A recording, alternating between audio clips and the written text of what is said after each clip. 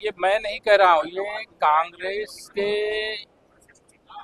अब स्वर्गीय श्री राजीव गांधी जी जब प्रधानमंत्री थे वो संसद में खड़े होकर के इस बात को कहे थे कि हम 1 रुपया अगर किसी गरीब के लिए, किसी किसान के लिए, किसी मजदूर के लिए, किसी विकास कार्य के लिए भेजते हैं तो 15 पैसा पहुंचता है। अभी मैं वो हिसाब जोड़ रहा था, जब लखनऊ से प्रयागराज के लिए चला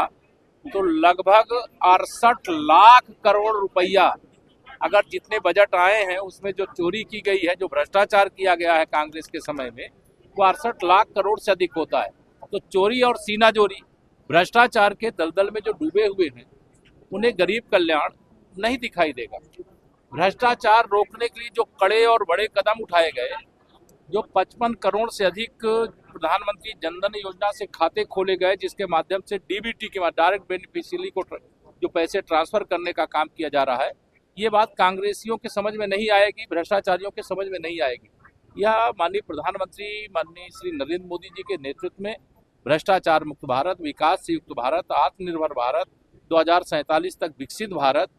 यह एक जो संकल्प है उस संकल्प की दिशा में ऐतिहासिक कदम है। और उसमें भी जब ये कांग्रेस और इनकी कंपनी सवाल उठाती है तो मुझे हंसी आती है कि जो मतलब चोरों के सरदार रहे हों, जो भ्रष्टाचार के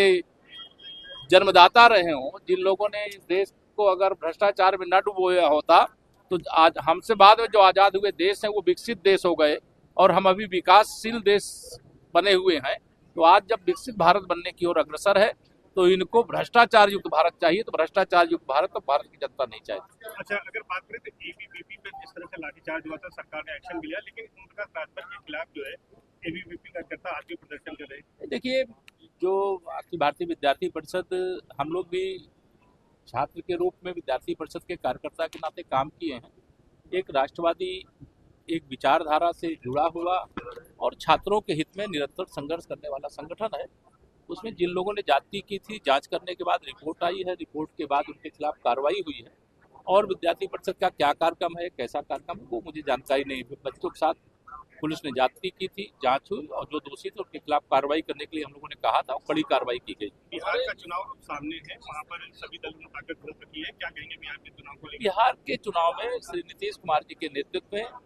एक तरफा भारतीय जनता पार्टी गठबंधन, एनडीए गठबंधन विजय की ओर बढ़ रहा है।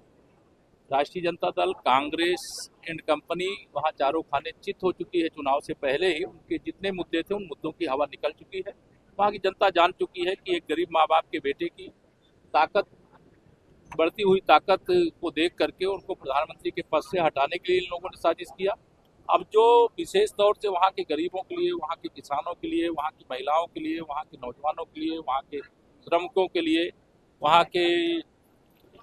बिहार के विकास के लिए जो नीतीश जी के नेतृत्व में काम हो रहा है, वह एक पिछड़े हुए राज्य को अब